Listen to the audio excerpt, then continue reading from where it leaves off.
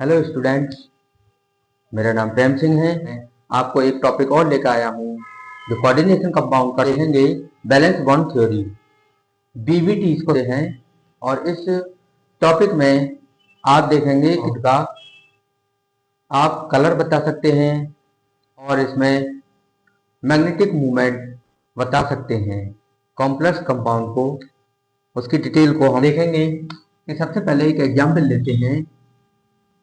Cr NH3 का plus, ये complex compound में यहां देखेंगे इसको बोलेंगे सेंट्रल मेटल, इसको बोलेंगे लिगेंड।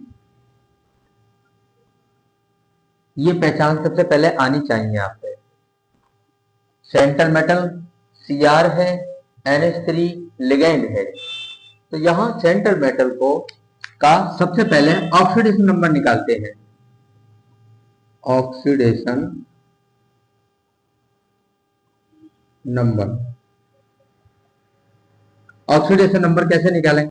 प्लस NH3 का 0 होता है, 6 इंटू 0 इजिकल टू, ये आयन बराबर के बाहर रख देते हैं 3 प्लस, तो यहां देखेंगे X ये 0 हो जाएगा तो कितनी ऑक्सीडेशन नंबर हुई? 3।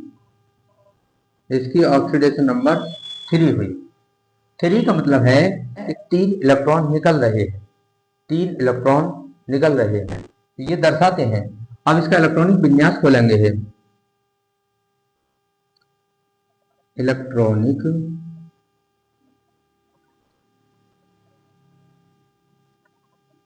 कॉन्फ़िगरेशन, इलेक्ट्रॉनिक कॉन्फ़िगरेशन इसका खोलेंगे तो सबसे पहले Cr का 24 होता है एटॉमिक नंबर। यहां देखेंगे सबसे पहले इसके बाह्य कोश का इलेक्ट्रॉनिक विन्यास होगा 4s1 3d5। इसके बाह्य कोश का इलेक्ट्रॉनिक विन्यास 4s1 3d5 4। तो अब देखेंगे यहां पर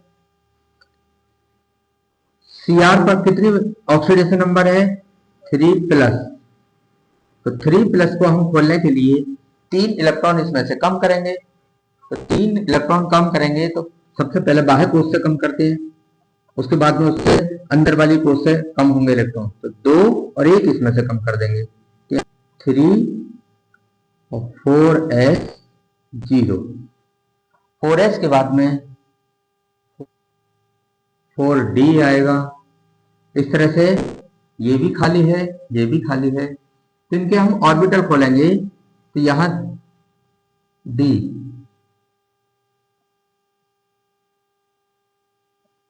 s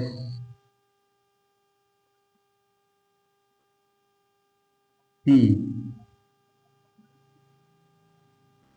डी में होते हैं 5, 1 2 3 4, पी में 3 होते हैं।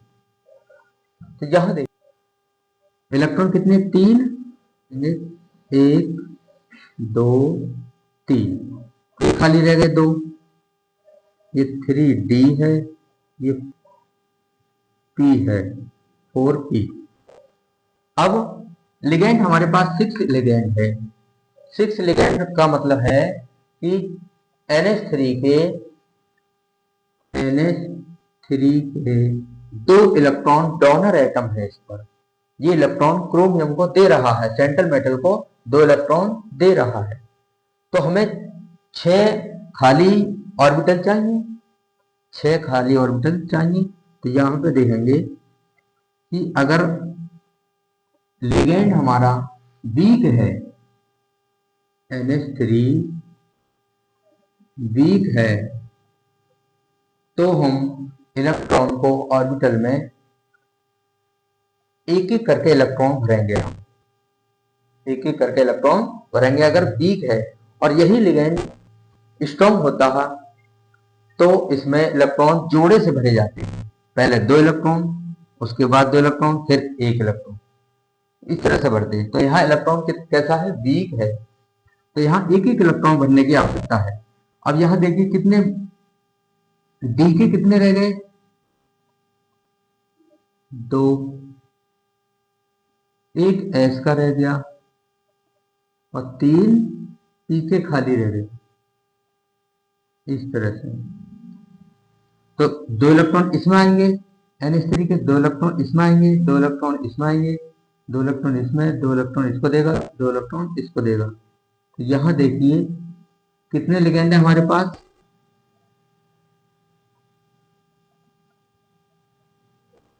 NH3, NH3, NH3, NH3। अब ये देखिए, ये पोर्शन D है, ये पोर्शन S है, ये पोर्शन P है। तो D के कितने हैं, S के कितने हैं, 1 है, और P के कितने हैं, 3 है, 3। ये इसका संकरण निकल गया, संकरण, हाइब्रिडाइजेशन। ये इसका हाइब्रिडाइजेशन D2sp3। तो इस तरह से हम इसका, अब आप देखेंगे कि इसकी शेप देखिए आप, लिगेंड इलेक्ट्रॉन कैसे हैं, अनपेयर्ड इलेक्ट्रॉन है सभी, और शेप D2sp3 संकरण की शेप होती है ऑक्टाहेड्रल, ऑक्टाहेड्रल ये देगा, और एक एक ये देगा NH3। तो इस तरह से हम ऑक्टाहेड्रल शेप बना देंगे, ये इसकी ऑक्टाहेड्रल शेप हो जाएगी। दूसरी बात, मैग्नेटिक मूवमेंट भी निकाल सकते हो आप, मैग्नेटिक मूवमेंट। देखिए इसका फॉर्मूला होता है n+2। ये अब n का मान होता है, n की वैल्यू, जितने अनपेयर्ड इलेक्ट्रॉन होते हैं वो n की वैल्यू होती है, यहाँ पर 3 आ जाएंगे। तो 3 देखिए, 3 ब्रैकेट में 3+2, तो ये आ जाएगा 3 और 2 5 से 15, इसका मान आ जाएगा 3.72। तो ये मैग्नेटिक मूवमेंट का मान है, वैल्यू आ गई। तो यहां देखिए आप कि डायामैग्नेटिक चुंबकीय के लिए सभी इलेक्ट्रॉन पेयर्ड होने चाहिए, और अनुचुंबकीय के लिए, पैरामैग्नेटिक के लिए इलेक्ट्रॉन होने चाहिए अनपेयर्ड। तो इसमें अनपेयर्ड इलेक्ट्रॉन है, क्योंकि अनपेयर्ड इलेक्ट्रॉन है। दूसरा एग्जाम्पल लेंगे हम, तो दूसरे कि इसमें ये सेंट्रल मेटल है, ये लिगेंड है, तो सेंट्रल मेटल की ऑक्सीडेशन नंबर निकालेंगे सबसे पहले। यह देखिए x, Fe को x मान लें, Cn का -1 होता है, 6 × -1 -3, -3, x 6 - 3, x +3। तो Fe की ऑक्सीडेशन नंबर 3 आ गई। इलेक्ट्रॉनिक कॉन्फ़िगरेशन करेंगे, इसका इलेक्ट्रॉनिक विन्यास खोलते हैं। देखिए Fe26 होता है, इसको बाह्य कोश में 3d4s2 3d6, इसके बाह्य कोश में इतना इलेक्ट्रॉन होगा, और Fe 3 इलेक्ट्रॉन निकल रहे हैं, इसकी ऑक्सीडेशन नंबर 3+ है, तो यहाँ से 3 इलेक्ट्रॉन कम कर दीजिए, तो 3d5 और 4s 0 हो जाएगा। आप 4p भी लिख सकते हो 0। तो इस तरह से आप संकरण के लिए क्या करेंगे, इसके ऑर्बिटल खोलेंगे। d में कितने होते हैं, 5, s में 1, p में 3। तो इलेक्ट्रॉन सबसे पहले एक इलेक्ट्रॉन भरेंगे, 5 इलेक्ट्रॉन है, इसमें कुछ नहीं भरा जाएगा, एस है, ये पी। अब क्योंकि लिगेंड कैसा है, लिगेंड स्ट्रॉन्ग है, लिगेंड स्ट्रॉन्ग है, CN लिगेंड स्ट्रॉन्ग है, और स्ट्रॉन्ग होने के कारण इसमें इलेक्ट्रॉन ऑर्बिटल में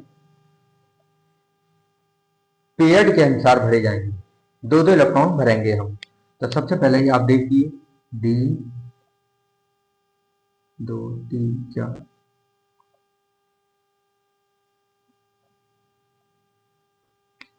5 इलेक्ट्रॉन है, दो इसमें भर दीजिए, दो इसमें भर दीजिए, एक बचा ये D है, ये S है, ये P है।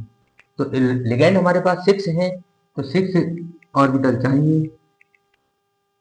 ये देखिए ये D है, ये S है, ये P है।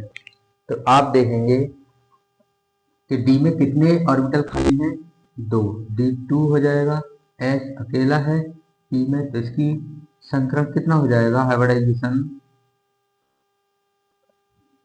D2sp3 का हेड्रल, ऑक्टाहेड्रल को इस तरह से एक CN यहाँ रहेगा, तो यहाँ पर ये ऑक्टाहेड्रल शेप बना देगा इस तरह से। मैग्नेटिक गुण इसमें एक इलेक्ट्रॉन अनपेयर्ड है, इसलिए इसका मैग्नेटिक गुण होगा पैरामैग्नेटिक,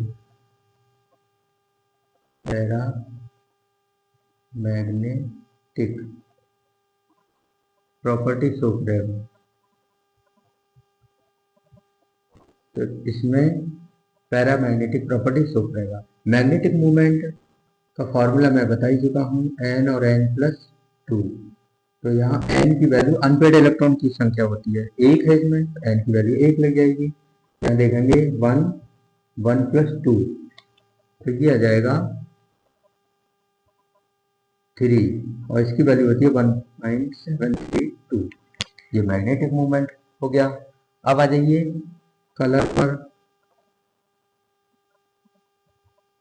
कलर देखिए, अगर कॉम्प्लेक्स कंपाउंड के सेंट्रल मेटल में एक भी इलेक्ट्रॉन अनपेयर्ड है तो वो कलर शो करेगा, क्या होगा, रंगीन होगा। और सभी इलेक्ट्रॉन पेयर्ड में है तो वो रंगहीन होगा, रंगहीन होगा। ये ध्यान रखने वाली है। तो यहाँ पर एक इलेक्ट्रॉन अनपेयर्ड है तो रंगहीन नहीं होगा, रंगीन हो जाएगा।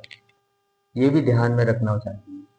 तो इससे 4 चीजें निकल रही हैं, संकरण, शेप, मैग्नेटिक मूवमेंट और चुंबकीय कलर। ये 4-5 चीजें निकल रही हैं, इसी को हम बैलेंस बॉन्ड थ्योरी कहते हैं। और आप एक चीज देखेंगे यहाँ पर, अगर डी हमने अंदर का यूज करा है यहाँ पर संकरण में, तो ये इनर ऑर्बिटल कॉम्प्लेक्स कहलाएगा, इनर ऑर्बिटल कॉम्प्लेक्स कहलाएगा। इस तरह से आप संयोजकता बंध सिद्धांत समझ सकते हैं। अगर वीडियो पसंद आई हो तो सब्सक्राइब जरूर करें चैनल को और एक लाइक जरूर दें। Thank you for watching.